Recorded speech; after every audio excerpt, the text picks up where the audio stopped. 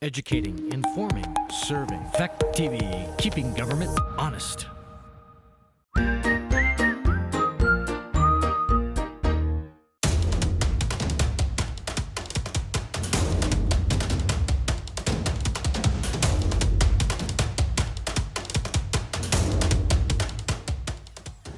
Good evening, everyone. Just brought to my attention running this meeting. We was a little underprepared for a second. I think we got it.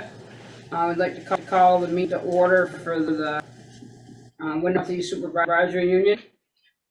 And Jack wrote this agenda. So the first thing we got is introductions. So we're going to start with Deb. Certainly. I guess I was wondering where Jack was, but anyway, I'm Deborah Wright. I'm the Rockingham representative of Bellows Falls Union High School. I think that's it. And that's team up there? Is team? I'm sorry, everyone's echoing a little bit or doubling. Lot. Yeah. I'm Team BLC. I'm a representative from Westminster School Board. Chris? It's Gibby, Rockingham School Board, and WNESU Treasurer. I don't know who's besides Chris. Does anybody?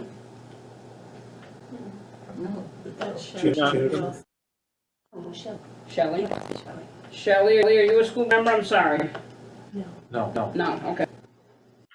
Flowers, is that Tara? Could be. Okay. Jim? Jim McCall, Rockingham School Board. Priscilla? Priscilla Lambert, representing Rockingham School Board and clerk for this. Cheryl? And Cheryl Charles, representing Westminster on the school board. Stacy, I'm sorry, I skipped. That's okay. Stacey Alexander, Clerk for Student Services. Kelly? Hey, Kelly Ryan, Resource Coordinator for the high school and District Title IX Equity Coordinator. Jim? Azina, helping in finance. I like the way it says this. It says helping. Hardy? Hardy Merrill, WNESD, Grafton, Vermont. Lynn? Lynn Moore, I'm on Adams with the WNESD. I'm Molly Bannock, with Westminster, Chair of the Bellows High School Board, sitting in for Jack Brower as Chair tonight. Any adjustments to the agenda? I think there's one that was for our attention to and review and approval of the July minutes in addition to the September 7th minutes. Yep. We sent those to today. Is that July 20th? Yeah. Today. Is there a way for someone to check if the sound can be fixed? Anyone else have any?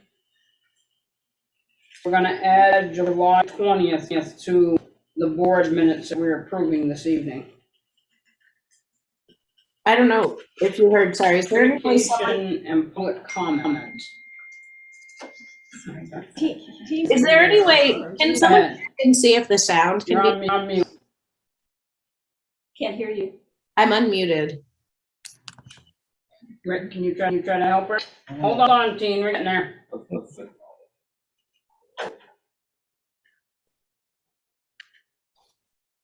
Hang on. We're gonna do a quick restart of that owl.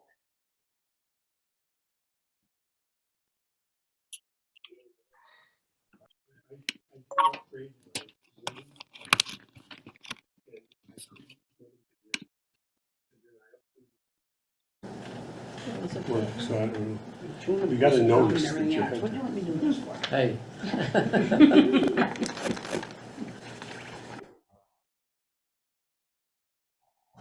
Okay, can you guys hear us now? And is there still reverb? There's still reverb. Still reverb? Yeah. We can hear you though, so we'll keep working on the reverb while the meeting goes. Teen, it's all you. I was just asking to fix the sound. Okay, we're trying. Is there any other public comments? Do you see anybody asking? No, it was just a comment, the reverb. Okay. Yeah. So review and approve board minutes for September 7th and July 20th. Move to have the minutes of July 20th, 2022 and September 7th, 22 approved. Motion has been made and seconded to approve the minutes for September 7th and July 20th of 2022. Is there any discussion? Priscilla? Yeah, there's a correction on July 20th to, in the motion to enter executive session. We need to add and invite administration. I know that done.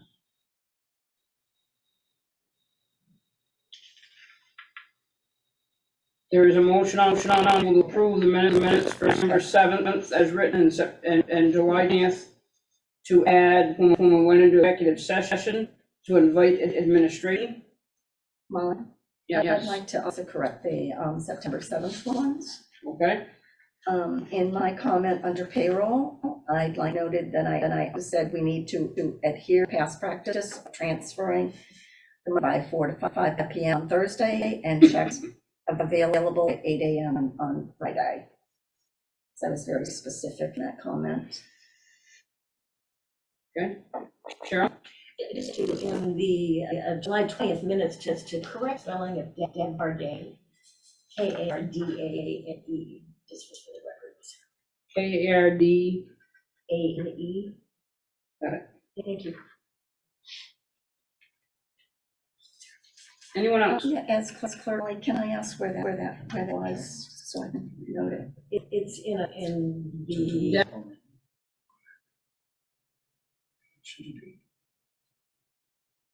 Can I answer her question? Oh, yeah, go ahead. Sorry. It's in a paragraph that we reported. It was both she and Shelley were introduced. And it's KRDANE. Thank you, Molly. Right? Yes, I only have a comment about the committee reports on page 3 of 5 for September 7th. And that is that under buildings and grounds, I see what's written here. However, subsequent conversations with people who have inspected the building said that the schools are not all in great shape. And I wonder why these comments were put here when that was not what one of the members saw. That's my question. That's all.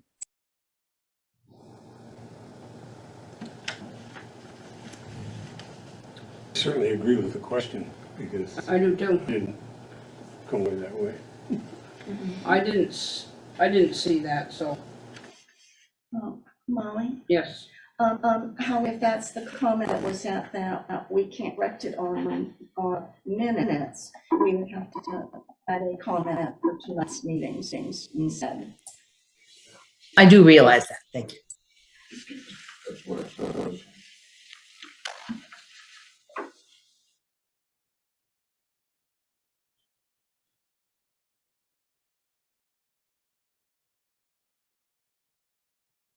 Okay. We will correct it when we get to building and grounds in the committee update. Is that good with you, Deb? Okay. All right, so anything else? There's a motion on the table to approve minutes for September 7th and July 20th with the corrections stated. And I will roll Deb.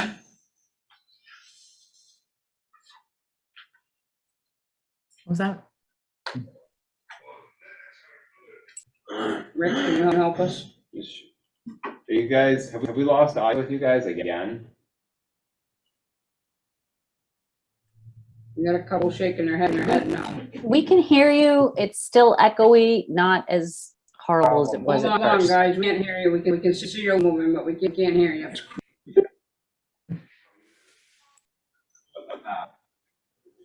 Deb, can you try again? I wasn't sure you said my name. It was so broken up. So, okay. So I would say I to September 7th, but I abstained from July 20 since I was not at the meeting. Okay. Teen? Aye. Chris? Hi, and I just, the problem with this audio is tough, and our note taker is having problems too. I can see from the chat. So it's may need to try to resolve this problem with the audio. Okay, thank you. Rick is behind the screen now doing something, so hopefully we can get it. I'm wondering if we could take a quick recess or reboot. Let's just do the vote. We're gonna do the vote, and then we're gonna take a recess and try to reboot everything. Good idea. Tim? Aye. Priscilla? Aye. Cheryl? Aye. Hardy? Aye. Lynn? I wasn't here on the July one, so I was staying with Okay. So motion passes to approve minutes with the corrections and a motion to just take recess to reboot everything. Moves, Artie seconds, Yep. we're gonna take a recess. Okay, do we need a motion to come out of recess? So moved. So moved. Okay, we have a motion to come out of recess and seconded. And we are moving on to reports. Central Office Reports, Director of Student Services. Stacy. Yay. So I had handed out a report to you just with some numbers on it about our staffing at each school. It has not changed since I gave it to you the other day. We are still in the hiring process for paraprofessionals. We are at a higher number for paras right now than we originally anticipated. We had 4 students move in the week before school started, all with one-to-ones in their IEPs, and we had not anticipated for that, so we have had to hire for that, in addition to trying to fill some of the open vacancies we have. We are getting creative with some of our supports and looking at things a little differently so we can fill these open positions without having to hire. We are working with a contracting agency, which gets very expensive for paraprofessionals, where we may pay between $17.50 and $22 and something. These folks are getting anywhere from $50 to $60 an hour without benefits, but still. So you're getting one contracted para for free that we would hire here. So, we're being cautious of that. We are still advertising for special educators. If we do find in person, we can terminate our contracts with the virtual teachers. So we are still posting and looking for ads for that. I have had postings out since October of last year, and I have had 0 applicants since that time. No one has applied for a special education teaching position. So we have talked to Keene State, we have talked to Antioch, and they don't stay. They're going back to where they live, or after graduation, they're getting other jobs, higher paying districts. So we are working at that. We currently have 263 active students. We have a lot of students in process of evaluation from the end of last year and into this year. If all of those students qualify, we will be up around 279.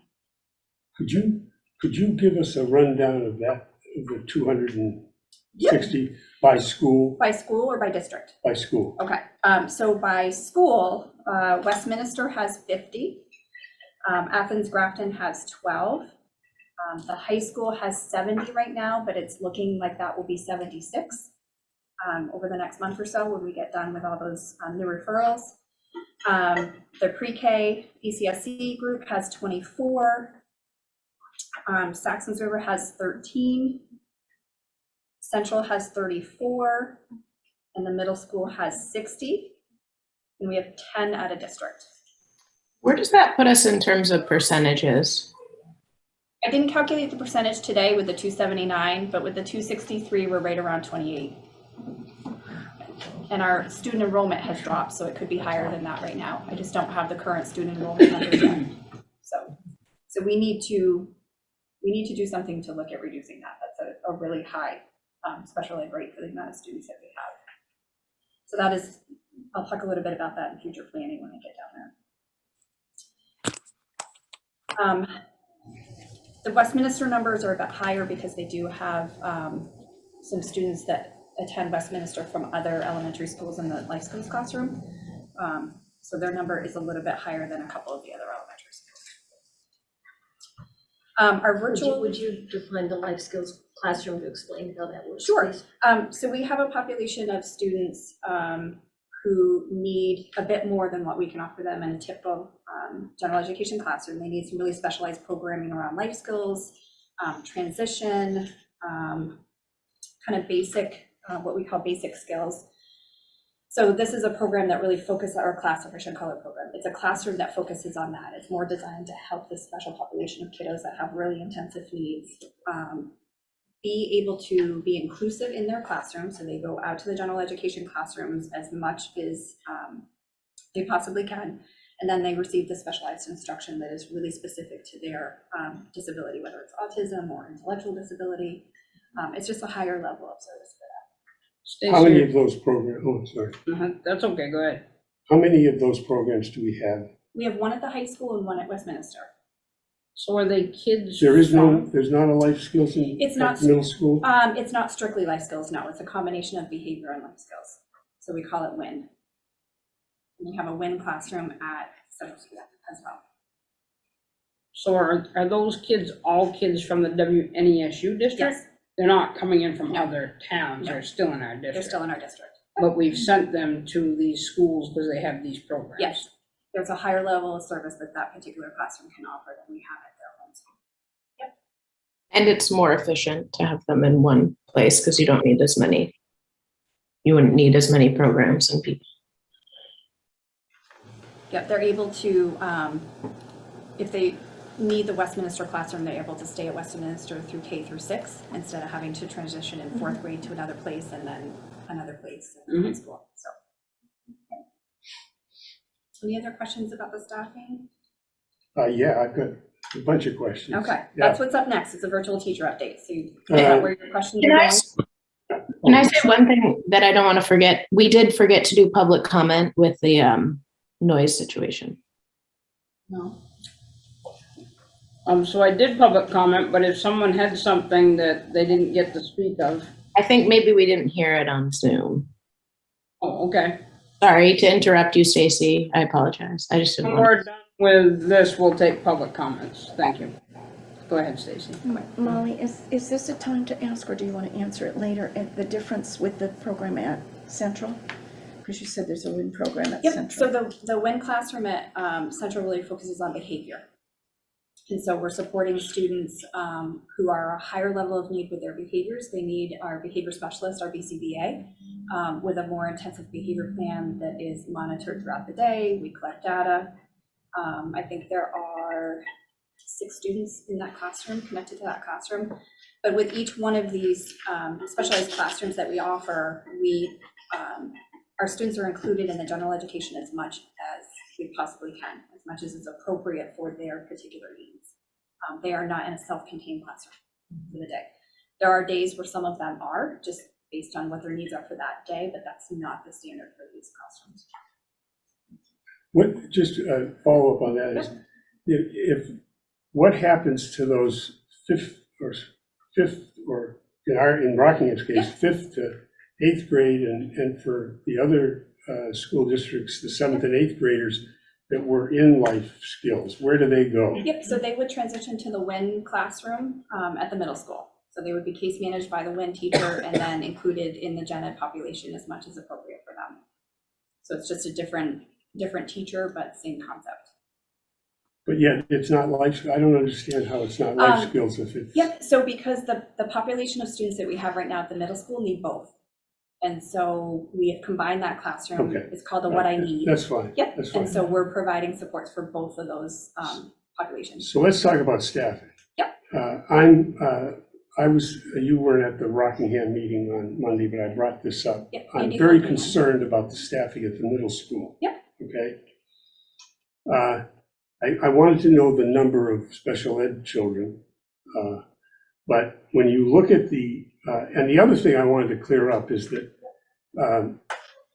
our classroom teachers are not district teachers.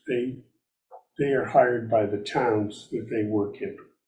Yes, your general education The teachers. special ed employees are WNESU Yes. employees. Mhm. So they are not hired specifically for a town or a school. Correct. Okay, so you assign them, Yeah. basically. So, and also the licensing for special ed teachers is different than it is for classroom teachers. Okay, so getting that behind. Yep. Take the teachers, okay? You've got at the Westminster School, you have 50 students and 4 teachers, okay? At the high school, you have 5 teachers. These are in-person teachers. They have 70. 4. We have 4 in person and 1 virtual at the high school. Well, it shows 5 here. That's just the number total. Well, but in the middle If you- school, it's So if you go 2. down, right, so I broke it up to the number of positions we have at each school, and then I showed you the virtual teachers that are in the 2 schools. So there's there's not- 6 at the high No, school? there's 5 at the high school. There's 5 total. There's 4 in person and 1 virtual. But, okay, do that for the middle school. You've got 2 in person. Yeah. And you've got 2.5 virtual. It's just my mistake, Jason. Okay, so it's, Yeah. so it's 4 at the high Yeah. school. Okay, so how come the middle school with 60 has 2 teachers and Westminster with 50 has 4 teachers and the high school with 70 has 4 teachers? And why does middle school have 2.5 remote? I think that I think we all know that there's the challenges for middle school kids. It's a big challenge for kids. It's a tough age, and you look at all the learning charts, and you see the drop of performance and expectations too. And yet you've chosen in your allocation, this is just the teacher part, in your allocation of teachers to understaff the middle school. No, I have not. So between the 7th and 8th grade classrooms last year, there was almost 40 students on IEPs. So half of those students went up to the high school, which means a higher number of students up here. So with what we had for case managers, our special ed classrooms and what we were offering, we're going to be well up over probably 12 to 15 students in the classroom, which is way too much. We didn't need that 6th person at the middle school. We showed that last year with what we were doing. So we moved that position up to the high school to cover this bubble. Those other 20 or so kiddos are coming up here next year. So that 40 student bubble is going to be here next year. So you have a higher, the case managers here at the high school are running around 18 to 20 students per case manager on their caseload, which is high. The rest of the district is running about 12 to 15. So the move was made to help support the high needs of kids here when we didn't need that at the middle school. So the key number of teachers we have at the middle school is based on looking at IEP services and how many minutes per day we need to provide service. And so that's how we arrive at our staff, FTEs. Well, I would just say, as a Rockingham School Board member, I'm very upset with the fact that you have chosen to have our special ed kids on remote learning when the other schools you've practically fully staffed. Okay, I don't think it's right. I think there's an equity issue here that I'm concerned about. Okay. So let's go to the So parents. can I ask you a question? Yes, you may. What would you propose that I have done when I have no in-person applicants? I would say that I would have it if, well, I mean, I don't know enough to say that. I'm just saying that if a school with 50 has 4 and a school with 70 has 4, then a school with 60 should have 4, okay? And if we don't have those bodies, then I would allocate them I would allocate the 10, maybe 3, 3, and 4, okay? That way it would make, But if you look at the IEP services and the amount of minutes per student, all that would do is take services away from one child and give them to another by doing that. We are one staff short at Central. Our 2 case managers over there each picked up a kindergarten classroom. Their numbers are low right now. They each have 15 on their caseload, which is average for the SU. So instead of filling that position, I brought that money basically to the middle school so we could hire virtual teachers to help fill those positions. I had 6 open teaching positions to fill and no applicants. Students needed services. yeah, no, I heard you. I think you heard me too, in terms of this is an equity issue for Rockingham. And I understand that and I hear you. And I think you've got the same thing if you look at paraprofessionals, okay? You look at our caseload, Central has basically 9 paras now. If you net out the open positions. They have 11 filled. They have 1 that's open due to somebody being in a medical, and they have 1 open position I haven't filled. Right. So they actually need 13, and we have 11. Right. CES is fully staffed, Saxon Rivers, Grafton, Westminster has 14, okay? And they have 2 that are not there presently, so they're down to 12. Nope, they have 14, they need 2 more. So they would need 16. And again, all of these numbers are based on the amount of minutes within students' IEPs for paraprofessional support, whether that's small group or one-to-one. And so there's no fluff in any of these numbers. These are down to the minute of what we need for FTEs to meet those special ed Okay, services. so you're saying Central is 13 then? Yes. Okay, so Yes. Central's 13. Westminster is 16. The middle school is 12. Yep. And the high school is 9. Yes. And then the ECSC, okay. So again, we have at the middle school 6. Okay, when we're supposed to have 12. You have 9. Yeah, 9. You have 9. There's 3. There's 3 positions that I'm still attempting to fill. Okay. And those are one-to-one positions with high behavior needs kiddos that I can't just hire anyone for. I need someone who understands behaviors and trauma and understands how to support students who display those behaviors. I can't just hire an inexperienced para, so it's taking more time to fill those positions. And in the meantime, we're supporting the students as best we can. Okay. Teen, you're next. Also, in terms of elementary school having what appears to be a higher ratio of special educators, it's pretty well backed by research that children, the best time to make gains in terms of interventions are in when children are learning those foundational skills. And so that's when you really want to have your most intensive services so that kids are able to make the gains before the gaps are so large when they're in middle school. And everyone is having, this isn't unique to WNESU. Every district right now has many open positions, particularly ones that are really hard, like the one Stacy was talking about, where there's high behavior needs. So this is I don't know of any district that is fully staffed right now. There are districts in Vermont who are contacting me to find out who I hired my virtual teachers for, because they are going, if they have not already gone that route, they are going that route. Yeah, I'm not saying that. I'm just saying there's an equity issue as far as I'm concerned with regards to the middle school. Okay. Okay. Yep. Sorry, Teen, I didn't mean to cut you off. You didn't cut me off. It's okay. Yes. I was just wondering, what is ECSE? What does that stand Early Childhood Special Education. Okay. Sorry, sometimes I forget to spell my acronyms out. I'm just so used to saying that. Does anyone else have any questions for Stacy? I do.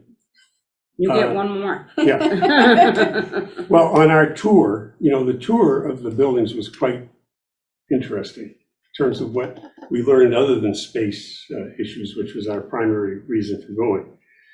But I was told by the principal at the middle school that currently, and keep in mind, we've got these 2.5 virtuals, okay? That our mainstream, which I thought our special ed kids, except for Wynn, were mainstream. She indicated that they'd go to the regular class for 15 minutes and then be taken out of the classroom, brought to a room where this virtual teacher is, and finish out the class there. Now, my feeling is that mainstreaming is important. Special ed teacher support is very important. But if you are relying on a screen and you've got kids that need help, then I don't know why they're not kept in the classroom where there's a real teacher to teach them, rather than pull them out in a group to sit around a screen and have this mentoring or whatever it is that they do. So that's a deeper question. So a little bit of history. Traditionally at the middle school, a model has been used with full pullout. So, and it's happening here at the high school too, where special education teachers are being substitutes for ELA classes, English classes, and math classes. So that's what was happening at the middle school the last few years, is kids would go for their English class to a special educator. They weren't in the general education classroom. So no mainstream. A lot of students were not. And that's when I look, down at future planning down there. One of my goals over the next 2 to 3 years is readjusting the model of special ed delivery at the middle school and the high school, so that we are a more inclusive district. I want the kids in the mainstream getting that core instruction and special educators going in to support that instruction. And then there's this little pocket of kiddos that get pulled out during intervention times and get that really intensive thing. Research shows us that full pullout doesn't close the gap. And we need to figure out a way that we're going to close the gap, so that we're not having 7th and 8th graders come up that are reading at a 2nd, 3rd grade level. That's not acceptable to me. As kids get older, the population of special education should decrease if we've done our job. So this year, by using the virtual teachers, we have an opportunity to start that process. And so the students are in the classroom for the core instruction, mini lesson, whatever the lesson is the teacher's going to do. Typically we split the block, so it's around 40 minutes. So they're in there for the 20-minute lesson. And then when that classroom breaks up to do their individual work, that's when we take our kiddos for intervention. So we're not repeating what's happening in the classroom. We're giving intervention, even with the virtual teachers, on what's in the student's IEP. And we're trying to close that gap. So the gap, I mean, obviously we've got a new principal at the middle school, so that this tradition, she inherited the tradition. So so what's the problem? Why couldn't you implement it immediately when the new principal came in? To be honest, right now this year, I don't have the staff because I have to have virtual teachers. So we're trying to partially implement it so that kids are being able to be in gen ed classes and not in full pullout, because full pullout is not what is in their best interest. No, we've all agreed on that. Yep. And like I say, if you had a real person as a special ed teacher, I don't disagree. I could understand this gradual transition, but I mean, you don't. So I mean, the question becomes, why not 30 minutes? Yeah, so there's some gen ed obstacles too, especially in the secondary where, we need some intervention time, and how does that look in the schedule? And then here at the high school, we need some classes potentially that aren't being offered right now. So it's a bigger switch. I can't just, kind of flip the light switch and say, here's what we're going to do this year. It's more involved, and it's going to take some time, and it's going to have to be done in stages. I do know that from hearing from some of the teachers at the middle school, their concern is that everybody knows who the special ed kids are this year. Yes, I understand by pulling students out partway through a class, but last year those kiddos were never in the classroom, and their peers saw that too. So-and-so goes to Miss Tom's class, for language. They're not ever in here for English with us. So it's them seeing it in a different way. And if everybody's getting intervention, one of the elementary schools have intervention blocks just built in. So everybody just goes. Everybody's going to get what they need during that intervention time. So it's seamless. That's my hope for the My middle school hope. is that we are building a general education schedule that supports all students. It doesn't have to be gen ed's this and special ed has to fit into it. My hope is that we could create a dynamic in both our middle school and our high school where it fits everybody. We have something to offer everyone, and that just takes time and planning. So that is one of my future goals, is to look at that. I've already started looking at other high schools across the state and how they do intervention and how they run intervention in middle schools to see what other options are out there. So we have a couple people that are looking to. I'm shocked that this was going on in the middle school. Priscilla, you haven't said anything. You usually say something, but I mean, Say something. I think you're doing great. The Keep fact going. the fact that this has been going on. I mean, I was on the Rockingham School Board back in the 2007, 8, 9, 10. We were mainstreaming then. So somehow. Yeah. Okay. Yeah. All right. So I'm trying to fix it. It is something I know needs to be fixed, and I want to fix it because it's what's best for students. But it isn't something I can do quickly. But it just once again emphasizes, given that practice, which apparently isn't being done at the other schools other than the high school, and that you've elected to do the middle school with remote, it makes it even harder for me to understand. So, Yep, I hear your concern. Okay, so Rick, I'm sorry, I don't know who's in the top left. Shelley? Thank you so much. And I'm Shelley Wilson. I'm the multi-tiered systems of support coordinator for the district. I'm new. This is my first year here. And I just wanted to speak to a couple of the points that Stacy was making, if that's okay. Hopefully everybody can hear me okay with the audio and whatnot. So to the board member's question, and I'm sorry, I didn't catch your name. I'm so sorry.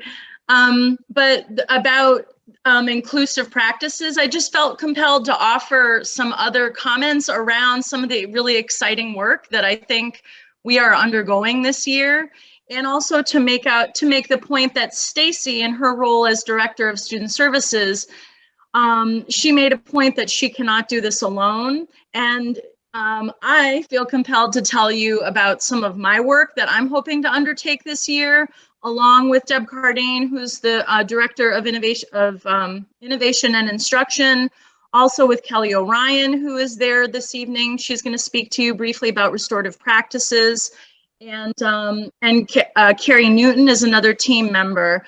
Just so the board is aware, we are working very diligently with the goals of the recovery plan in mind to help with some of these systemic issues around inclusive practices. And so as part of my new role here, I'm going to be working very closely with Stacy and Deb and the other team members that I mentioned. I see Jennifer Keenan is here tonight. Like, we've had discussions around how to work on the systems issues that get in the way of getting children what they need in a timely manner so that they can achieve and be their best selves. And so maybe at a future board meeting, I could do a little presentation or some talking about what multi-tiered systems of support is, and some of the, by improving professional development and making it more needs-based to what the outcomes are that we desire from students and our staff. That's just one way that we're trying to get teachers the tools that they need so that they can create inclusive environments for all students, but especially for students that Stacy, manages as the student support director, students on IEPs who do have a high level of need. So I hear those concerns very clearly, and I just wanted to speak to that point. And I could not be more excited to embark on that work with this team. I am so thrilled to be here, and I feel very excited about a lot of the initiatives that we have underway. Thank you. Thank you. Teen, did you have your hand up? No? No, I don't think so. I echo what Jig said. I feel strongly about students being in core instruction to the greatest extent possible. And I know what Stacy is also speaking towards with schedule and systems being a barrier. So I'm hoping that that's a focus moving forward. Okay. So, Okay, here you go, Jim, I'll support you. Yeah, I am very concerned with the virtual. We have proven through the pandemic that when students are given virtual instruction, they are learning less than the direct instruction. And our special education students do need direct instruction. They do need that hands-on, they do need that one-to-one, and the huge differentiation in providing services to each student. Stacy's in a really difficult situation. I understand that too, because you have to have people to be able to hire, and that is difficult. I really, at this point, I really want to see it in practice, and I know our policies encourage us to go in to the schools and see what's going on. So I really would like to see it maybe working. I'm hoping that it's working better than I'm feeling like it is. I am hoping that maybe down the road here that this is really short term because they're under 30-day contracts, the virtual teachers, and everybody's continuing to look. Absolutely, if we can get somebody, it's going to be much, much better than this virtual stuff. I think all of us agree on that. And I am looking at, like Jig says, we got 2.5 at the middle school. We've only got 1 at the high school. As the students get older, they should be able to handle a little better, hopefully. Although you do have to, as Stacy said, look at each student to pair them up. But 2.5 virtual at the high school, I don't know, that may compound it and make it even worse for them going to the high school. So I would urge careful consideration of that and careful looking at it to see whether that can be adjusted or not. I hear you. I am going to disagree a little bit where virtual doesn't show more progress. When we were looking into this, a lot of the teachers that we interviewed and previous principals that they worked for in Vermont that I spoke to actually had the opposite to tell me, that a lot of their special education students did make more progress in this virtual setting. It's not the COVID virtual that everybody's thinking. It's not, it is very targeted at their IEPs. There is differentiation happening. The instruction is based on what that classroom of students needs, and it's not based on what Gen Ed is doing, which has been past practice. So I do think once we get through a couple of the progress monitoring, we will see there's been some scheduling hurdles that we've had to overcome, but I think we're at a point now where schedules are going to stay as they are with the middle school. So we will be able to have those students consistently getting those services. I'm getting good feedback from the virtual teachers and the paras that are in those classrooms with them. The students are adjusting to it, but I have not heard any concerns coming from students that are major red flags for me. They're more like, this is just weird, which it is. It's weird. But it's not them at home sitting on their bed trying to learn. It's them in a classroom with their peers, working in small groups. They do some one-on-one time with their virtual teachers as needed. And the groups are small. There's not 12 or 15 students in the groups at the middle school. They're around 6 to 8, which is better than what they were last year. I have had the pleasure of working with a student who needed some help to get some credits that they didn't get. And I gave them the opportunity to have a quiet space where they had Wi-Fi, and they got through almost 2 solid classes this summer by themselves with no more than a walkthrough once in a while saying, hey, how you doing? And, you know, in school, would have had a one-on-one and would have, but by themselves with no distractions, did very well. And, you know, got the credits and And You know, it's so not- everybody's different. But Everybody's I different, just and wanted that's- to, it right, does and if work you- in some If situations. you watch the news and you watch the stories that have been on a lot of the news shows lately, there's mixed reviews. Some kiddos love virtual, other kiddos are like, well, it's okay, and then there's some that like, this is not for me. So we know that and we recognize that. And that's why we made sure that we had staff in there, so that those students who do need to work with a person, there's a para in there or a support staff person in there that can take a couple of those kids and work with them in person, but also can take what they're doing in that virtual classroom and apply it to the gen ed, because that para follows that group. We're actually having more student pushback here at the high school with the one virtual class we have here than we are at the middle school. High school kids do not like it at all. So we're working through that with them, and we're gonna put some things into that classroom to help support that teacher. But Thank you, Stacy. Yeah, and I'm glad that, you know, that you're looking at the individual ones, because I think that's kind of what I was getting at. You've got to continue to look at what is working, what's not, and I think if we can maybe go in and see it in action, I know that might make me feel better about it than what I'm feeling, having been a special educator. I'm feeling like, oh, you've got to have somebody right there, and I will talk to Andy about that. just feel that maybe we need to visit or something. And I wish there was a way of having that screen where you could look into the classroom without the student knowing you're there, because the minute they know you're there, it can be different too.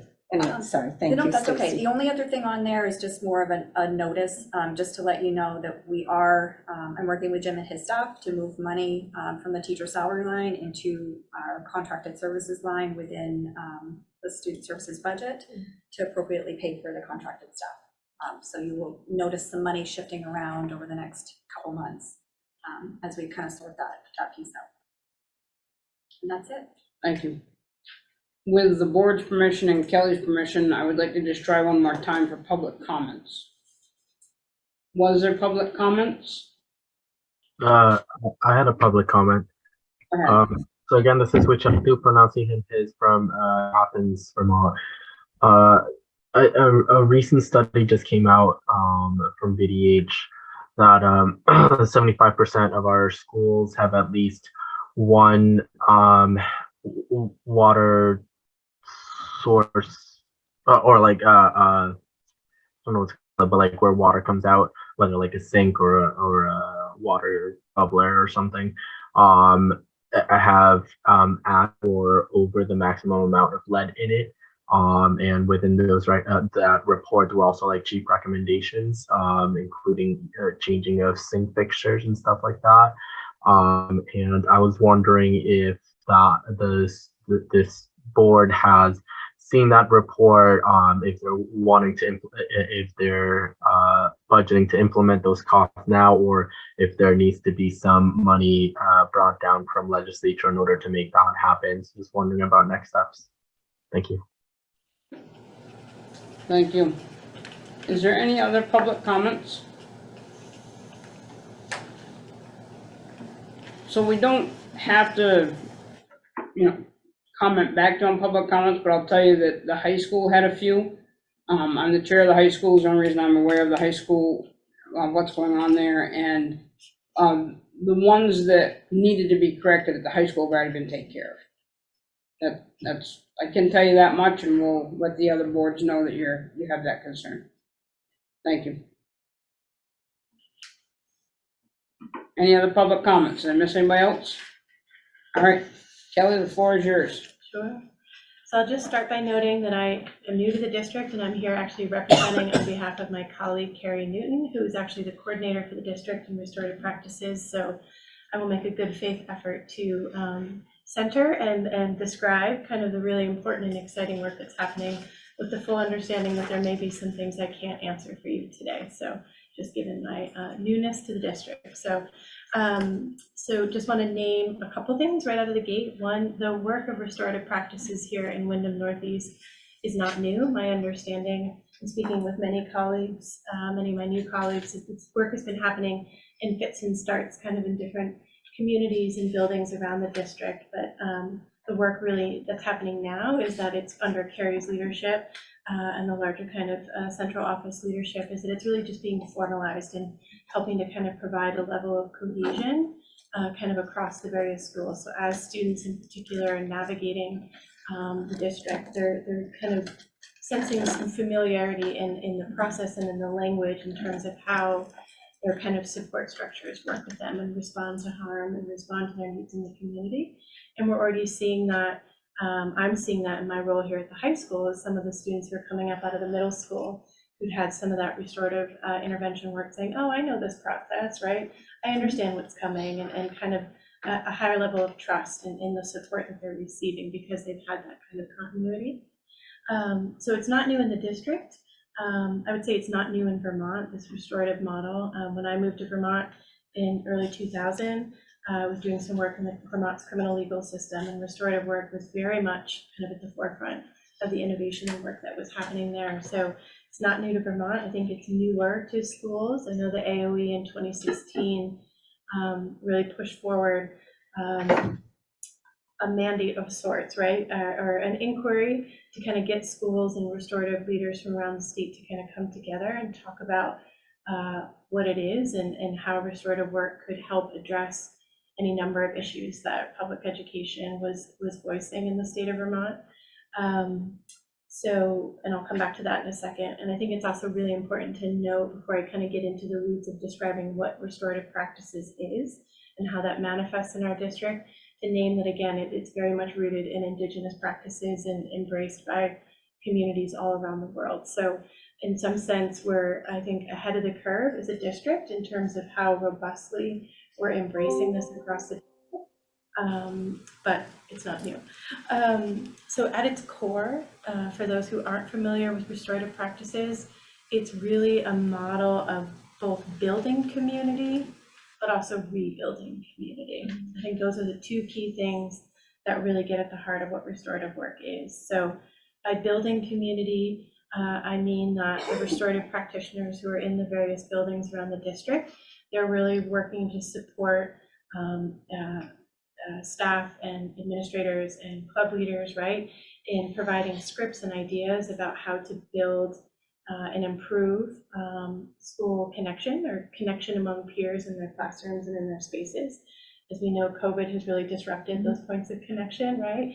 And so this model of intervention and support is really helping staff and in particular kind of addressing school climate, both in the classroom, but more broadly.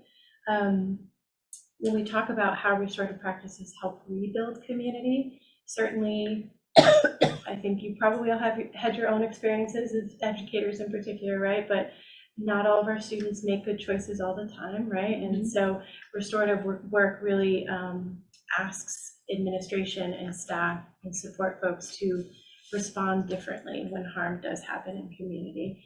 So before, kind of under a retributive model, when harm happened, we were asked to really just kind of drill down on, you know, what rules were broken, what consequences needed to be imposed, with the hope that that consequence would serve as a deterrent to future behavior, right? And I understand there's some logic to that. A restorative intervention to harm would really say, okay, who's been affected here, right? Right out of the gate, naming that all the energy can't just be on the person who caused harm, that we need to give just as much time and energy and attention and support to the people who experience the harm as well, and making sure that they're not forgotten.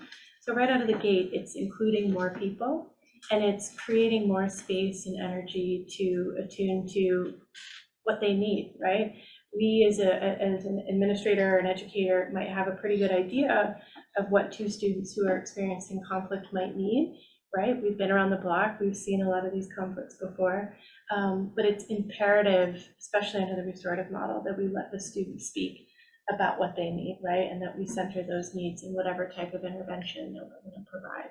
So it's really about providing students in particular a lot more agency and voice and you know, what they need and how they want to move forward. Again, with the hope of everyone, both the person who caused harm, but the person who experienced harm, those who witnessed the harm, that they're all able to kind of move forward and respectfully coexist at a minimum, right? Or ideally, we're able to support a restoration or reparation of the relationship. I think one of the greatest strengths of this district being new is how connected community is, right? A lot of these students are moving together, they're full K through 12 experience, right? And so it's like extra important that when conflict happens, that we're providing a lot of intentional support, right, around those relationships, because they're going to continue to move through this experience together and be a really important point of support to one another. The only other things I would really note, I think are important. One, touched on this a little bit. You know, this original funding really came through and mandate really came through the Agency of Education beginning around 2016. And then there's been a lot of really beautiful documents that the AOE has starting around 2017 that really outline why this work is so important, how this work really helps impact positively campus climate, school climate, how it helps address larger equity concerns. I've heard that surface here today. So that's the only other thing I think it's important to note is that one of the biggest drivers of restorative practices and why it's so why there's so much energy behind it, I think throughout the state too, is that it really gets at what the disparity in how discipline is experienced in particular for students with disabilities. The data is pretty clear around the country, right? Students with disabilities tend to get more wrapped up in the discipline system. They tend to get higher levels of consequences. They get more time out of the classroom, right? And all of those things take an individual off the path to graduation in a timely way. And so a restorative intervention is really intended to kind of disrupt that likelihood, not only for students with disabilities, but also for other students, other minoritized students in our community. A restorative lens really kind of provides an added level of accountability to our work and how we support students in the district.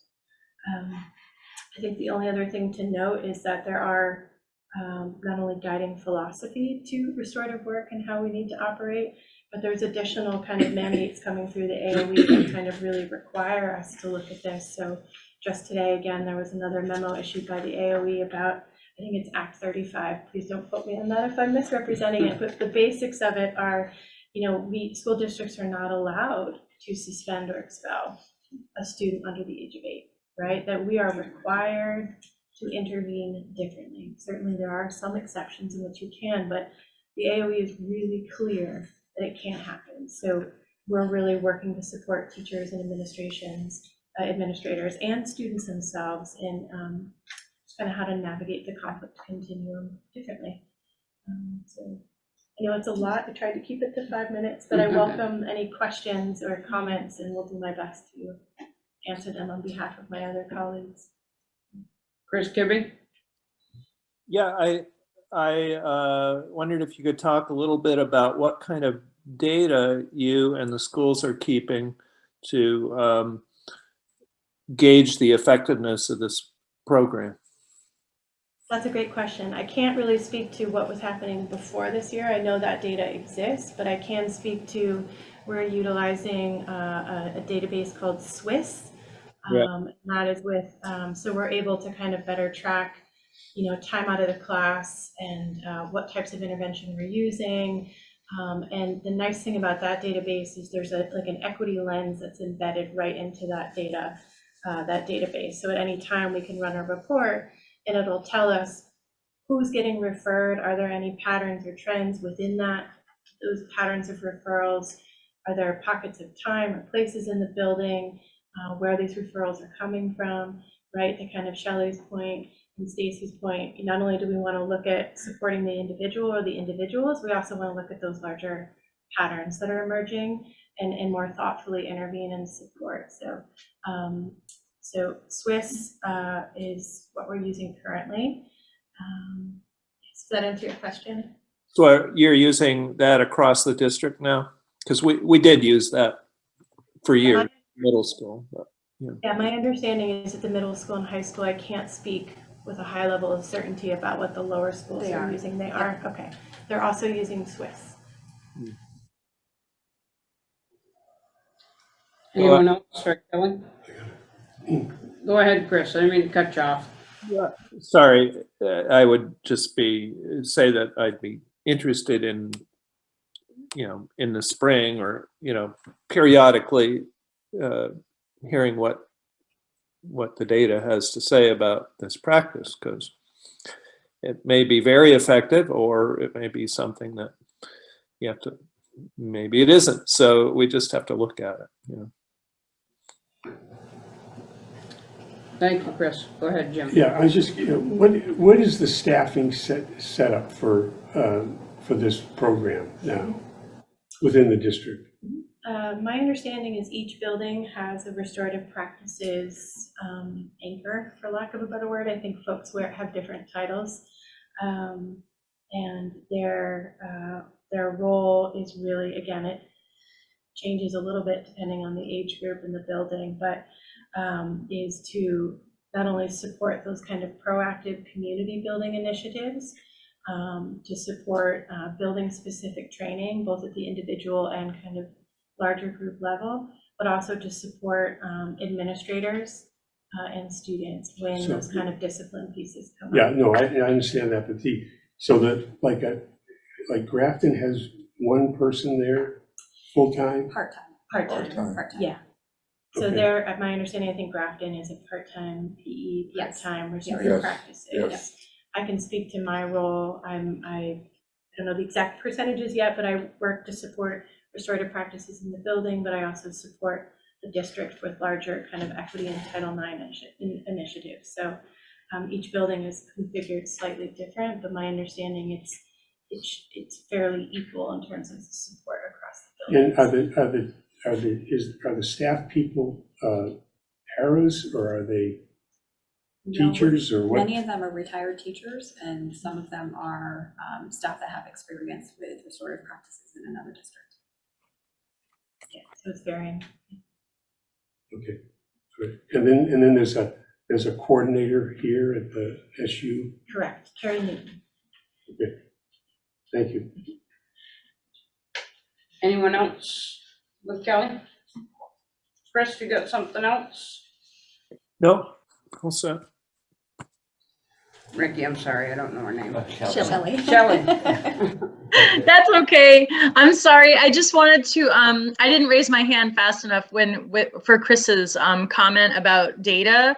And Chris, your point is super well taken. And I think that Carrie, Kelly, and I have started meeting on a regular basis to talk specifically about things like data collection on all of the initiatives and practices that we're using. And I'm especially interested in working with Carrie to, the two of us together with a larger like MTSS implementation team on thoughtful ways to measure the effectiveness of restorative practices, especially as it relates to like out of school suspensions, and hopefully there'd be a correlation, right, between the increased use of restorative practices and a decrease in those methods of discipline. So I just wanted you to know I'm thinking about that a ton in my work with others, and so hopefully I appreciate that input, and we're gonna take that into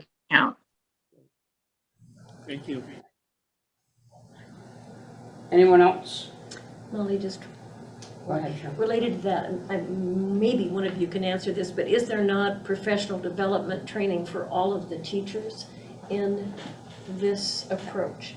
Yeah. So briefly describe that, so that it's not just the case that people identified as the anchor in a given building.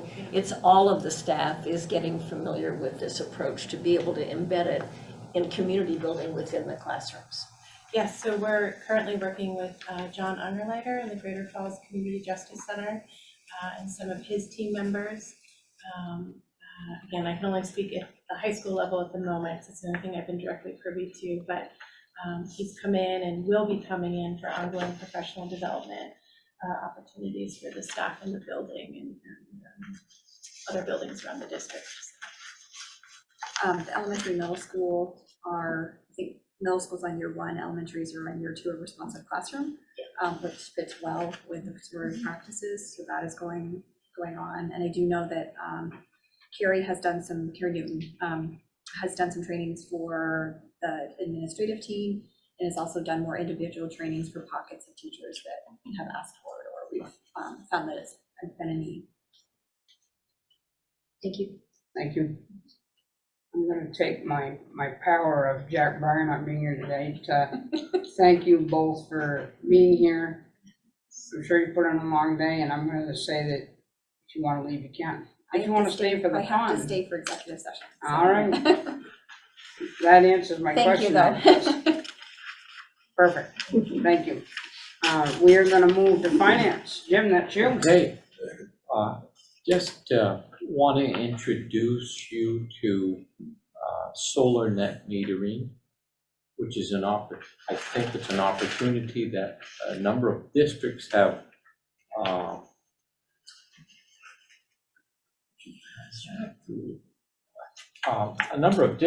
got involved with, and I do know in Hartford we got into it, and I was very suspect with it. Sometimes when people tell you that we're going to cut your rates and have a discount, well, you know what? Sometimes you have the impression nothing is for free. But it worked out tremendously. Now, with this net metering, we would enter into a contract which I think is 30 years, and it would reduce essentially the electrical cost approximately 13 to 14%. And it's money certainly that the district can use in other places. I kind of gave you a figure of, I think it was 168,000. Is that what it was? Right here, yeah, 168,000. That's our burn rate. The concern is this, you know, if you went across the river into New Hampshire,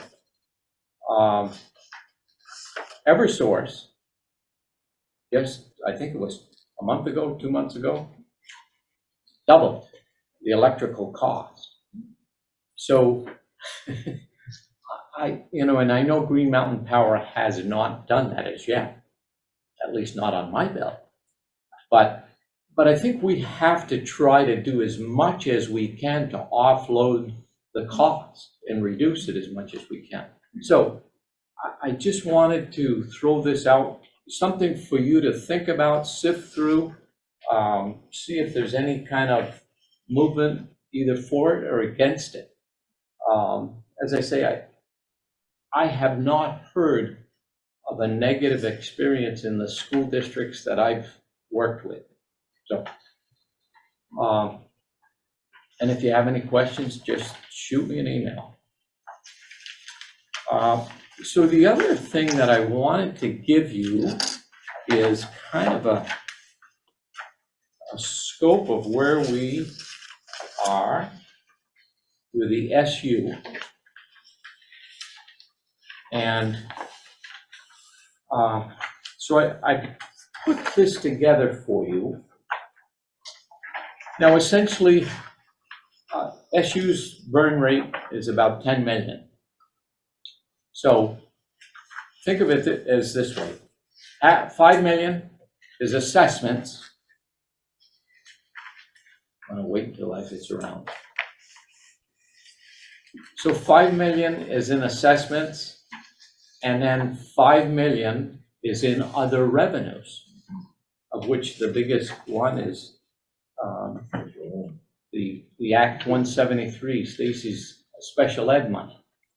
So $10 million, and right now, with the encumbrance of expenditures, we show 8,062,046. That's the encumbrance, and we've expended to date 1,272,000. So, I mean, it's positive, and heck, I'd be excited if I knew everything I didn't know. And I'll give you for instance, and that is the ELL, Chris? What's The that? ELL teacher, 80,000. Yeah. Was it tucked in? I don't know. Typically, it's an 1,100 expense. Other expense, there's a floating nurse, which is, and I'm just using round numbers, $80,000. And again, it's not tucked in anywhere that I could see. Substitutes, and again, I'm guessing a little bit, but your substitutes have got to be between 150 and 200. I mean, that's normal. That's what other districts are burning. So, but I just don't see it sticking out in anybody's budget. So. It isn't ours. Huh? It isn't ours. We have a line dedicated to substitutes for special education in ours. How much is it? Do you recall? I'd have to look. All right. Yeah. I thought we So- had. Yeah. Well, hey, listen, it's great news if everybody's got it in their budget. I'm pretty sure they do. I just didn't happen to notice it. But, so there's a lot of questions about other stuff, which again, we've got to detail a little bit more, to see where we're going. I think the positive news is, geez, we've got $1 million that's not reserved right now. That's positive. But I think you'll burn 700 of that pretty quickly. So I think that's where you're at. Not negative news for sure. But I need your help in trying to sift out that other stuff so we can tag it. Any questions? Chris Kimmy. Not a question, but Jim, I'll check in with you on some of these things. And also, I wanted to let you know, I spent about 3 years of my life on net metering. And I know a real good lawyer who reviews these contracts. So we can talk about that too. And, there are some things you have to watch out for. And maybe this is the time, maybe it isn't, but it's not. You should just know, I brought this to the boards as a superintendent thinking it was a good deal, and I think I may have brought 2 or 3 different arrangements because each time we figured out that they weren't. So you have to be careful, but I'm not, no, I'm just saying, I have some experience to share with you on that.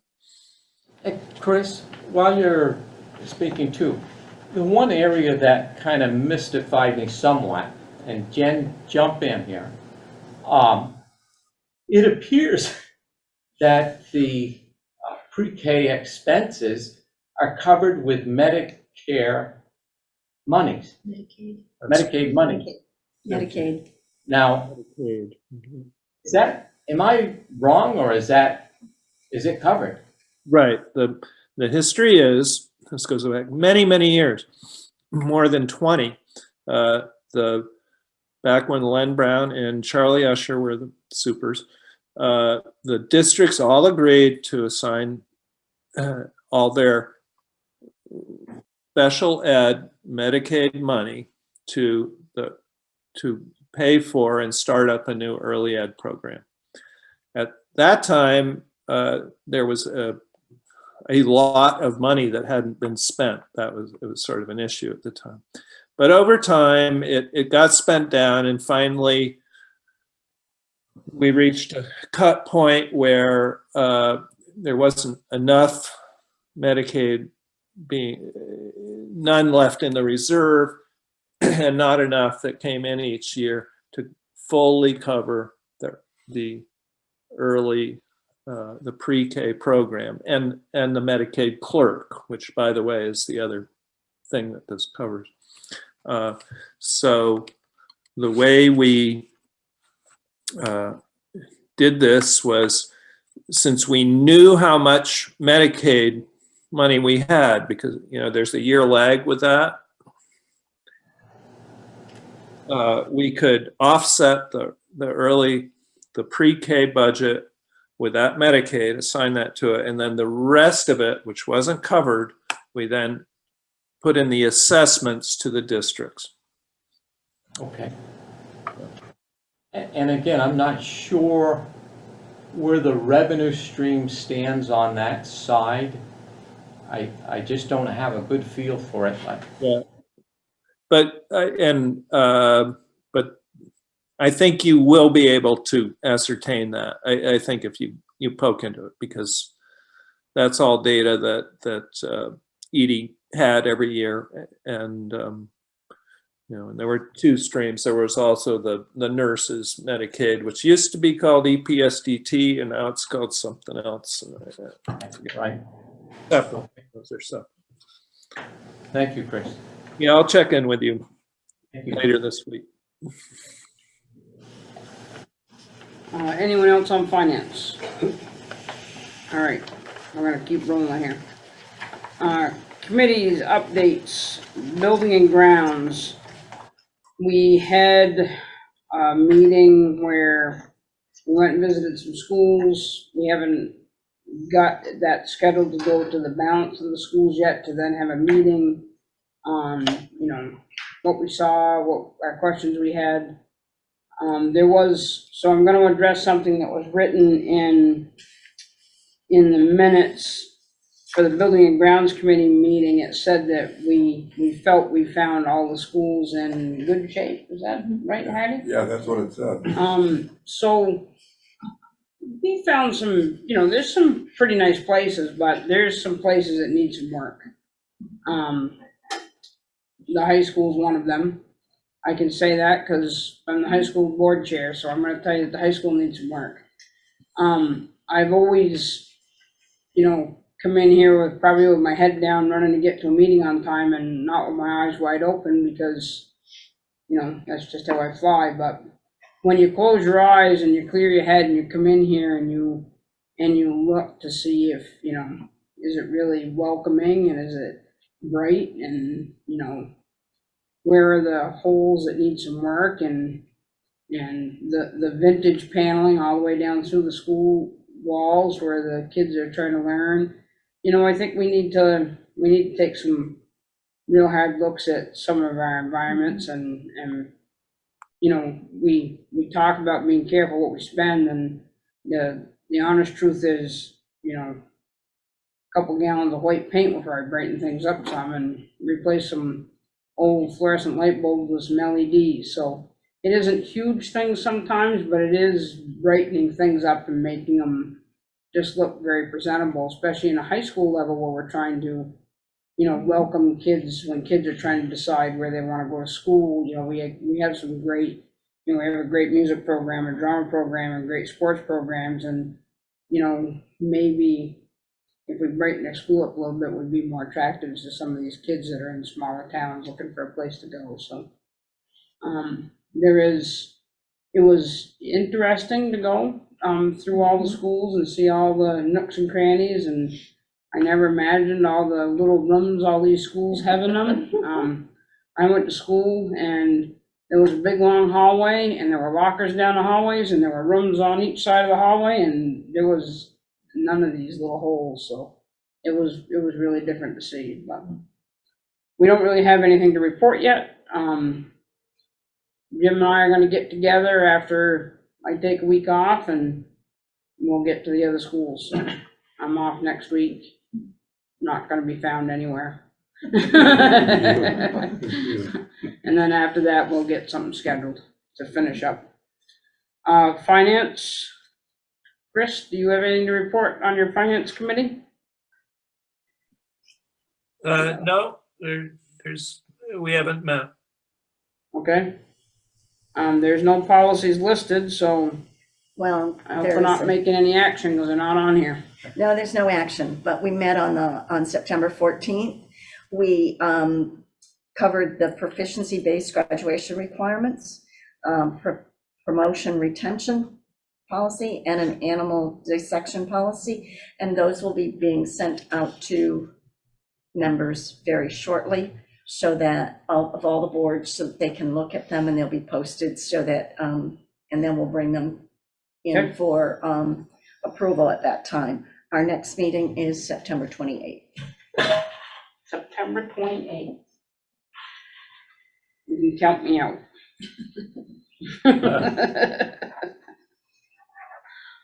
You are valuable, so we will miss you. All right, so unfinished business, we have nothing. New business, sorry, I'm the last man to know I had to be in charge of this meeting today, and I know nothing about these last two. Does anyone else, request for support staff leave? Is that you? So Stacy, does that mean we go into executive session for that? I would assume so. Okay. Before we do 8A, I'd like permission to ask if someone knows about 8B, security system proposal. We got a review of it, a very brief review at the Rockingham meeting on Monday night. For the whole district, or? It is a district-wide system. Okay. But I thought, basically Andy deferred it to this meeting where the presentation would be made. All right, it looks like Ricky's got it. I have a slideshow from Andy. I'm gonna go over some key points, and some kind of asks for money. So that's what I've got. Okay. How long's your slideshow? I'm gonna avoid the copier fiasco. You got like 3.5 seconds. No, go ahead. You want me to start now, or you want to start with 8A? No, I think if it's okay with everybody, I'd like to go to 8B and get the security system proposal out of the way. Yeah. We'll go into executive session after director's comments. Is that? Yeah. Yes. Okay. I'm kind of probably not doing this in the right way, but here you go, right? No, you're fine. So in early July, a consultant for the AOE, his name's Rob Evans, he's like the Vermont School Safety Liaison or something, did a walkthrough of each one of our schools and identified some critical need. Part of that walkthrough, he's gonna write up a formal report, send it off to Andy, he's gonna review that, and then share what's in that report. So after that walkthrough, there was a multitude of priority needs, and the big one why I'm here presenting this is there's one that costs money, right? And that's audio video monitoring devices at every school in the kind of the entry locations, and then some items around door systems. I don't know, I could just quickly read through them. So one of the needs identified by Rob was prioritizing development of a district-wide, like universal, like response plan. So like hazard response, all of that. Does that make sense? So like emergency, hazard, everything. Just centralized, led by a central team. Need to prioritize planning initiatives. So as that centralized stuff goes out, right?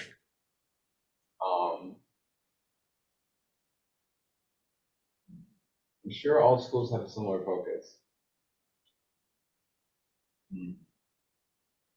Blank on that one. Anyway, the main reason I'm here is these next two items. Focus on that. Yeah. Yeah. So the need for audio video monitoring device, the main interest of each school. I'm not going to identify the schools, but some schools have nothing at all. And a lot of schools don't even have like keyless access systems. So it's all key to get in the building. There's keys like everywhere, right? The other parts are need to ensure staff receive incident command training. There was one over the summer that some staff attended, but I think there was like this identified need to correct some other items on our end before that training was really meaningful. There's various policies that need to be updated. One of them is a technology policy. So there's an acceptable use policy, and then there's also a video surveillance policy. I don't know what items in there would need to be corrected. There are some other quick checks on here, so make sure all exterior doors are labeled very clearly from a distance. So that way when first responders come, there's an effective response, like exit 1, exit 2, exit 3, right? Ensure all classrooms have emergency go bags or go kits. So like attendance rosters, just response items in that bag that would be pertinent to the response, right?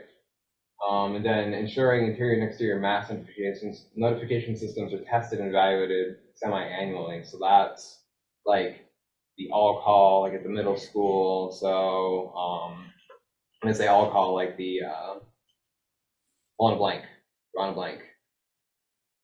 The Like a lockdown. yeah, like the lockdown, the intercom. Okay. And then ensure all schools have a threat assessment and management capacity. So that's probably developing teams, what have you. So at the supervisory union level, I think there's a team being created now, head by Lori Coombsbury, who will meet quarterly, review, and kind of work on that effort, okay? So that's creating and reviewing the emergency operations plans, etc. Any questions so far?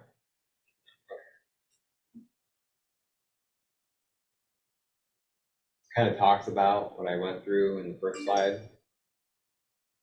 Skip it. Everybody's okay with that? Yeah. Take the time. Yeah. Great. Keep going. Okay, so identify building need. Already kind of went over the top piece. Andy's going to go in that more detail. The bottom piece is the audiovisual at the main entrance and door or door prop alarms.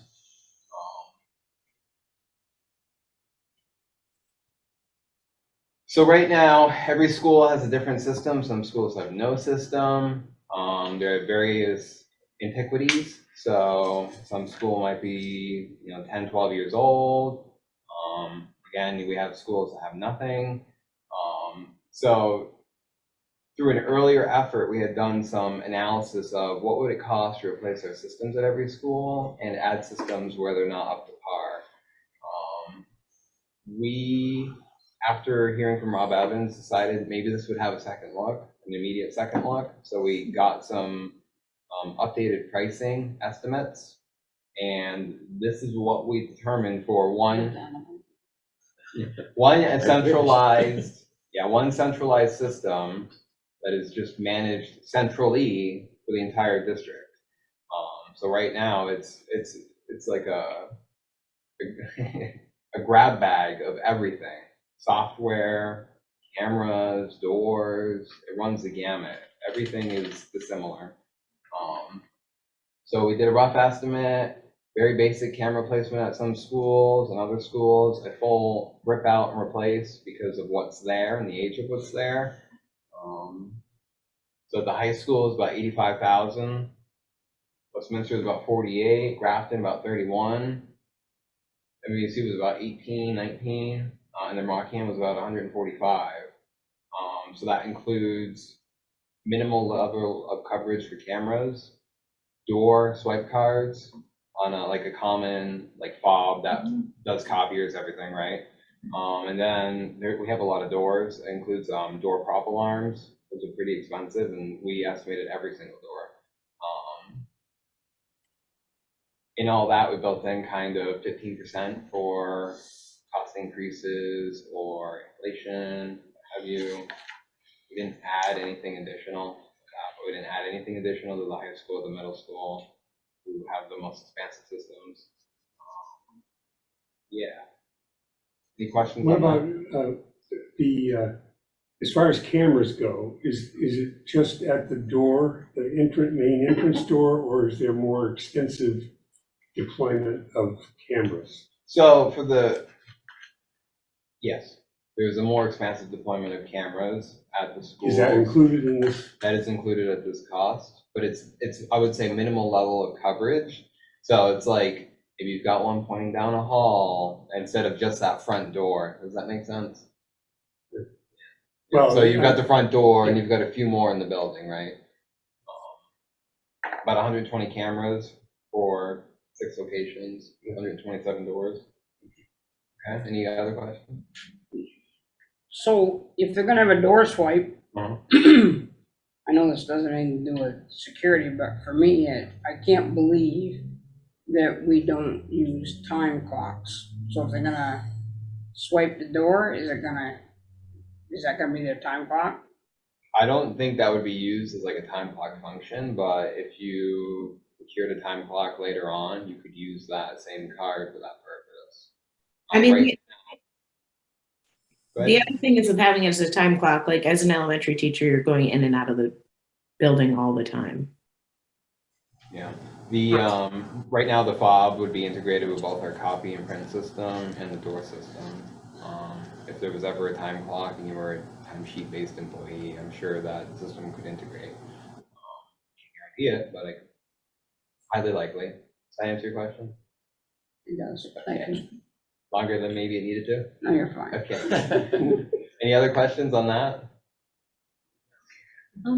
Yeah, you might want to just mention that the reason for the audio in each of the buildings so that we have a record of it, because all schools have some way of seeing who's coming into the building. It's just, this will provide a record. So some schools, yeah, that's true. So some schools have a line of sight but no camera. So this provides a way to look back and see just a continuous recording feed of what's happened, what's been going on, and what is actively going on at those locations. So the proposal that, this is kind of last minute. So it's to expend money that is not budgeted for within the supervisory union out of an potential anticipated surplus of funds, to include upgrading and replacing systems, adding new systems, and adding door prop alarms and door access systems as kind of identified by Rob Evans and some of the other work going on. Some of the rationale behind this ask for unbudgeted funds is to start this work kind of when we know there's a surplus, for sure. It's not gonna happen this year. It's gonna like start mid next year probably at the rate that the supply chain is, like actually doing the RFP, getting it out there, selecting whatever system we would go with, and getting equipment, like that work. If we don't start as soon as possible, it's gonna bleed into next year and beyond, really. So is this an SU thing, or does this go to each board? Right. Is this something that's gonna be centrally watched from somebody's desk in the SU office also, so it's an SU thing? So some of the rationale behind having it centrally managed is to make sure that all the systems are the same. And the pro to doing it out of the SU level is if the high school really is 60, but Westminster is really 50,000, so a reduction and an increase, it's very easy to make up that difference. Whereas if we had to go to each location board, it would delay work even more, I think. So the intent really is one centrally managed system where each school is their own silo within that system, so they only see their school. But we have a common set of equipment that can be managed and supported. Does that make sense? So I can't say there's an individual that would be like watching all the locations,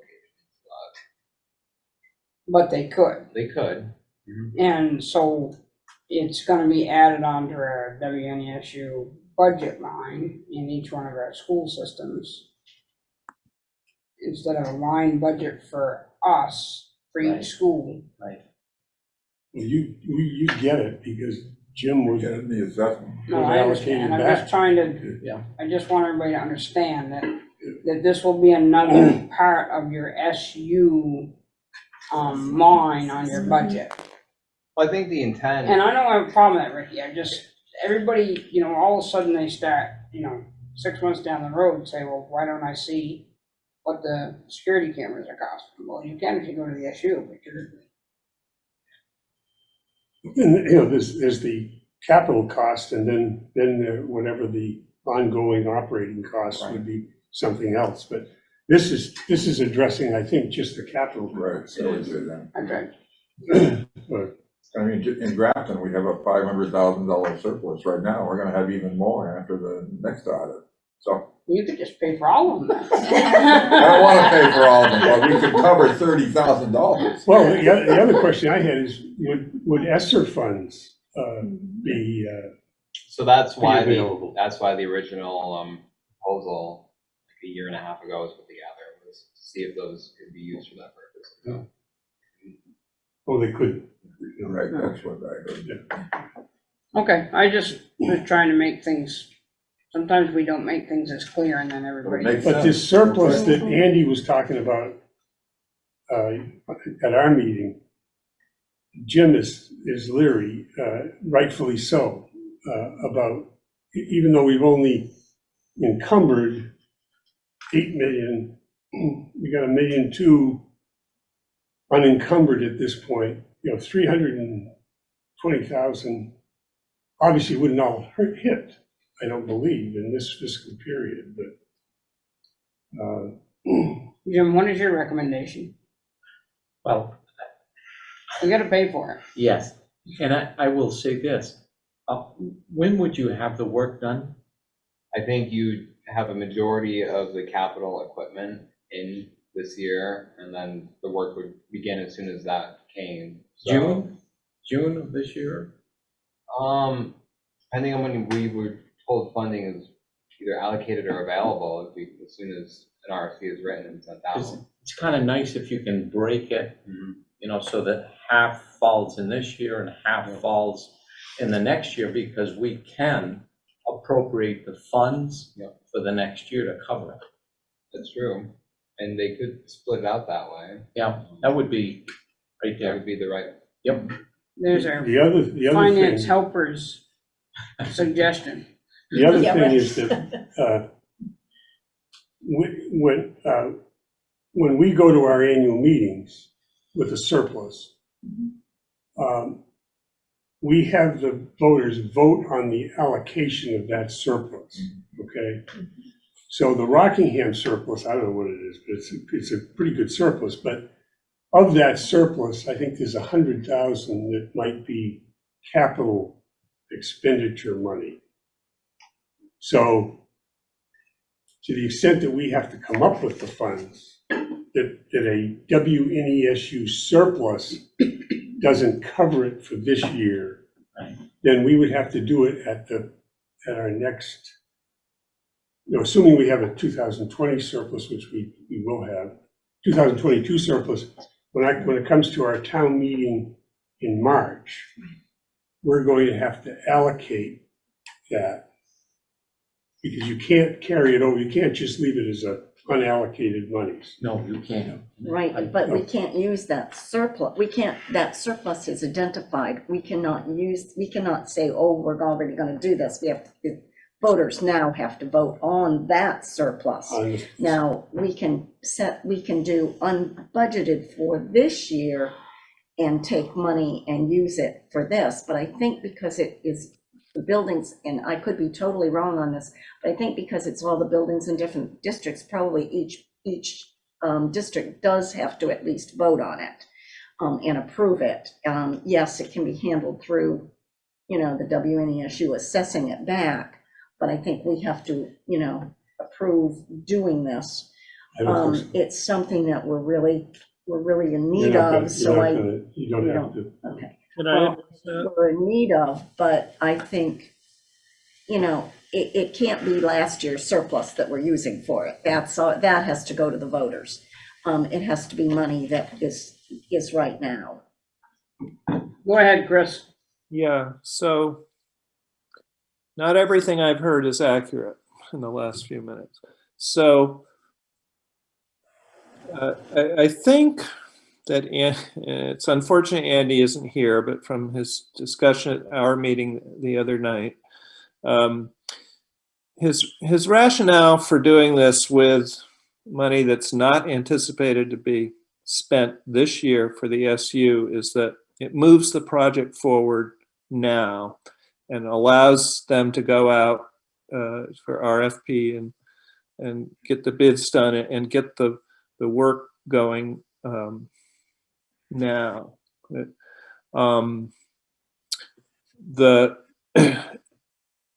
I'm going to disagree with a little bit with Priscilla there that if you're going to authorize, if we're going to tonight or at the next meeting to authorize the expenditure of X number of dollars on these security measures, all we have to do at the SU is vote to do it.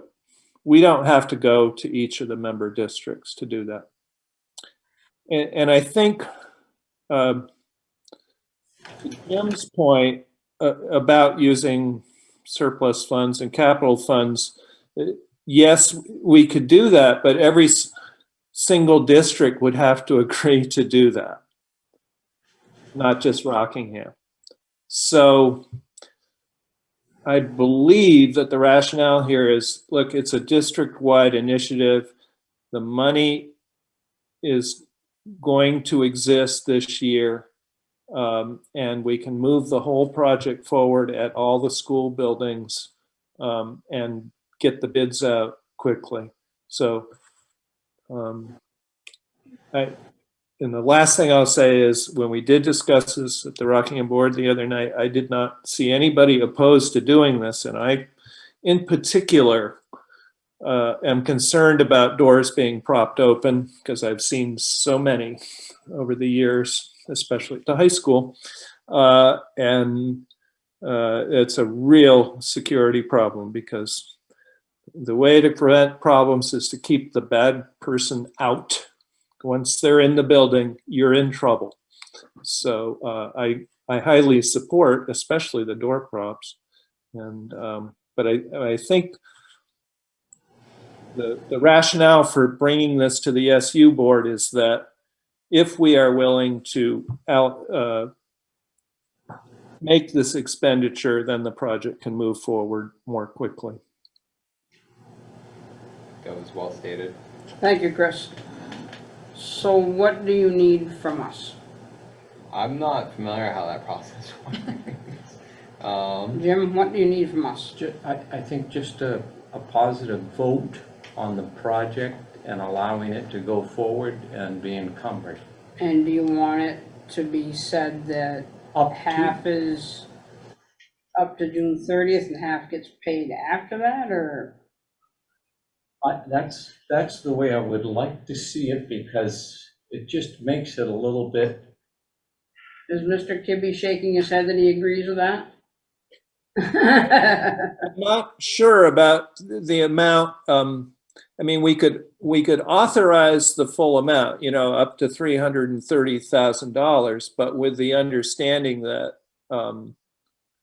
we're trying not to spend all that this year. I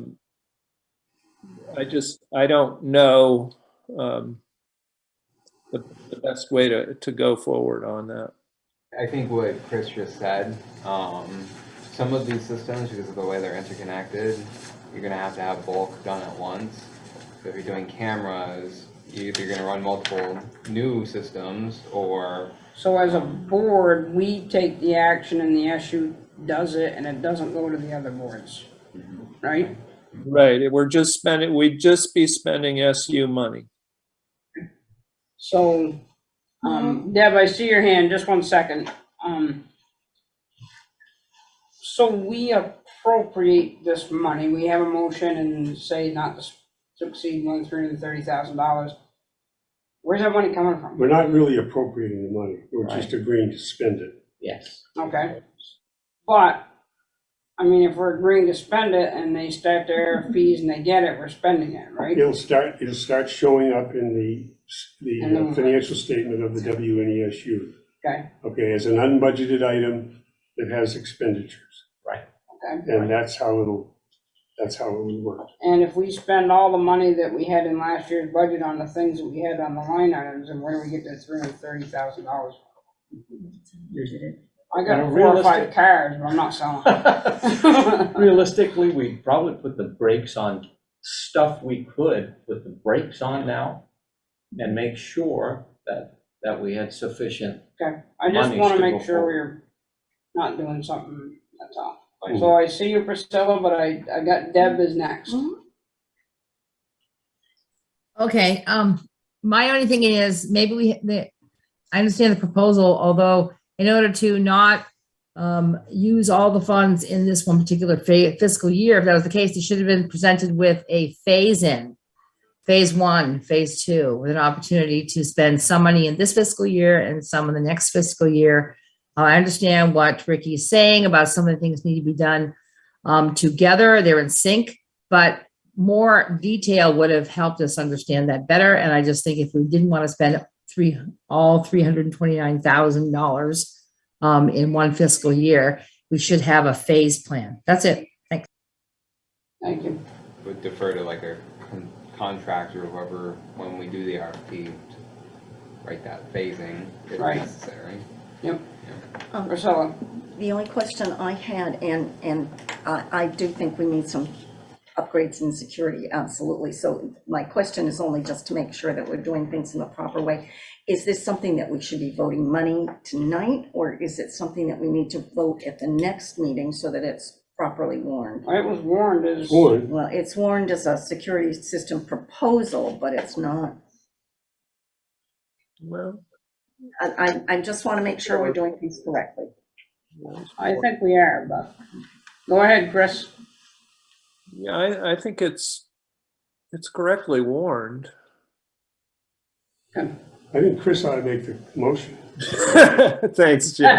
Good job, Jim. Put that name on there. We're ready. Well, I'll make the motion with the provision that the administration get back to us, once we have a proposal to, see if it may or may not be possible to phase it in. Lots of times these things are sort of a package, But anyway, I will make the motion to expend up to $330,000 for security upgrades to the buildings in the WNESU and authorize the administration to pursue bids for this work.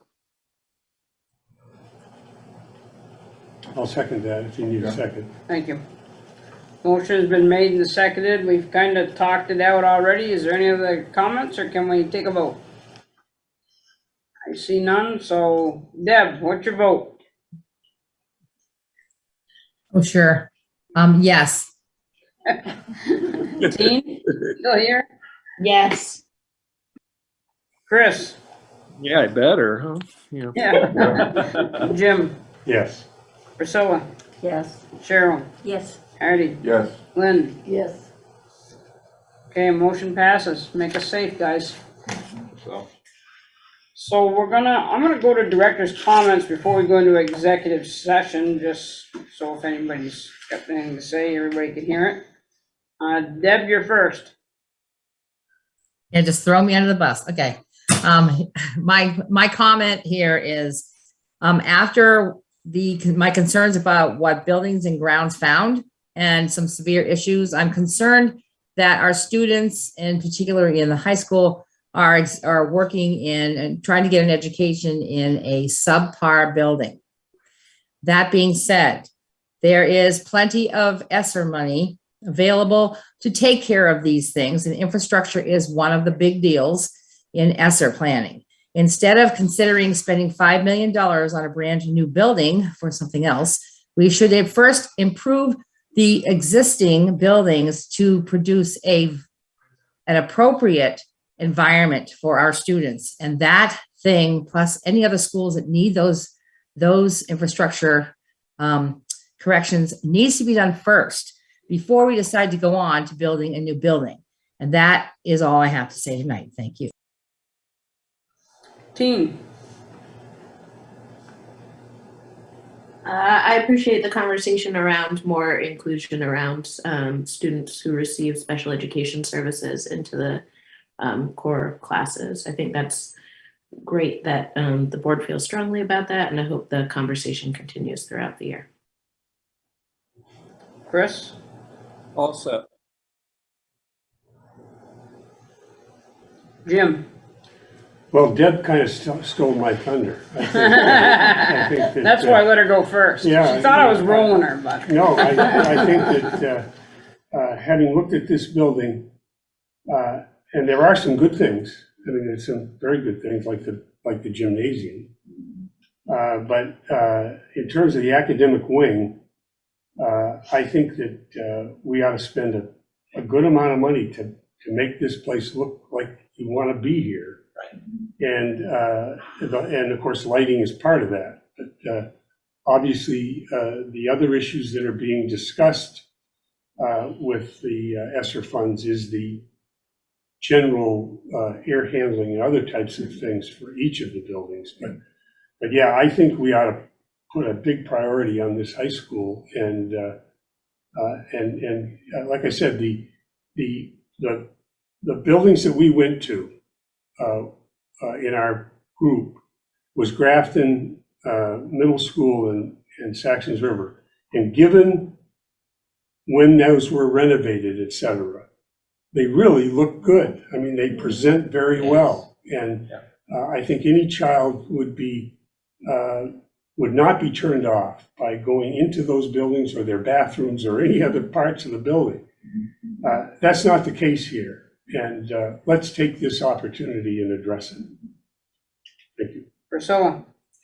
Yes, I want to say thank you to the ones that did the presentations tonight, Ricky and Kelly, and Stacy in particular, and Jim with his as well. It's helpful to our community members to see the thoughtfulness and care that we put into our educational system. This is what will draw teachers and staff members to our communities, and maybe, make the openings that we still have get filled and make for an even better school, because that's what the striving of the board is for. And I would just encourage, like I always do, that to remember that kindness. I love it when I walk into this building and see the bulletin board that says, be the eye and kind, and you can stand there to be the eye and just continue that kindness. And I would encourage our community members and our parents to also work on that kindness and do that for our staff and all of our students. Thank you. Cheryl? Well, I would echo Priscilla's comments, and thanks to all of the staff who made presentations tonight. Thanks to each of you. I'd like to address two points. One, I think that the comments in the minutes about the condition of the schools being excellent overall, in part came out of Andy's praise for the maintenance staff. That was part of his report at that particular meeting. And I think that we would all echo our appreciation to the maintenance personnel who got each of the buildings in very good shape. I share the feeling that each of the elementary and middle school buildings we saw on the whole were in good shape, especially considering their age and their circumstances, and echo those comments about the need to look at how to improve the high school. I personally agree with that. But I do think that comment in the minutes was more about the effort of the maintenance staff and getting all the buildings ready. And to that point also, just a congratulations to the leadership, principals, all the school personnel for really an outstanding start to the school year. We're getting wonderful reports from children and families that things are off to a really good start, and that's really in large measure why we're here. So my thanks to everybody for getting us underway with what I hope to be another excellent school year, serving the needs of all children with many improvements needed in those areas as well. Thanks, Molly. Thank you. Also. Lynn? Again, I want to thank you folks for coming in and explaining. It helps me to understand. I've heard these terms, but never any explanations. So it gives me a much bigger picture, and I appreciate that. together with everybody on the comments about, we need help in the high school here. Pretty simple. I think one of the most, one of the things we did tonight, and I think that we're really, really lucky in the area we live in, but the security of our buildings is very important. And, I walk around the school once in a while when I don't have a long enough ride from home to work and I need to detox. Is that the right word? Decompress. And decompress, so I take a walk, and Chris is right. There's doors propped open in this high school a lot of times. And, we gotta be careful. So, every time I find one, Mr. Bradley probably gets mad at me because I sent him another text. Wherever that was propped open, I shut it. But it's, I think they're getting better. It feels like it's better, but it is important to keep us safe, keep our kids safe. I kind of feel like we've kind of beat up on the high school a little bit tonight, but I do think, and I felt like now there's a group of people who have their eyes wide open and see what probably some of us have been seeing for a long time, but nobody's been really on that same page with us as far as just trying to, bring the school up to the times. It's not 1966 anymore, and it is just time to, even as a board, decide on what it looks like for our what they call our D wing, which is our education wing. I don't know how it became a D wing, but what does it look like for us? Do we want to see some hallways and some walls and some doors, or do we accept these movable walls? I think it's something we really need to think about. So that's a high school thing, but we're going to talk about that, and we're gonna really see what that looks like, because I think we need to think about that. I need a motion to go into executive session for request for support staff leave. So You need to make it with, to discuss a personnel matter that, sure, public knowledge, could place the individual or the board at a disadvantage with administration invited. You made that motion? Yes. Priscilla made that motion and Lynn seconded it. And I need someone to make a motion. I'd like to make a motion to approve a 1-year leave for support staff Kylie Sabine. Harry, did you get that second? Sure. All right, Deb, how do you vote? Aye. Dean? Aye. Chris? Aye. Jim? yes. Priscilla? Yes. Cheryl? Yes. Hardy? Yes. Lynn? Yes. Folks, I'm proud that we got through this. You've done Good, good. good job. Bob. Yeah, good job. I move that Meeting we is adjourn. adjourned. I move that we adjourn. Move on. 8:45.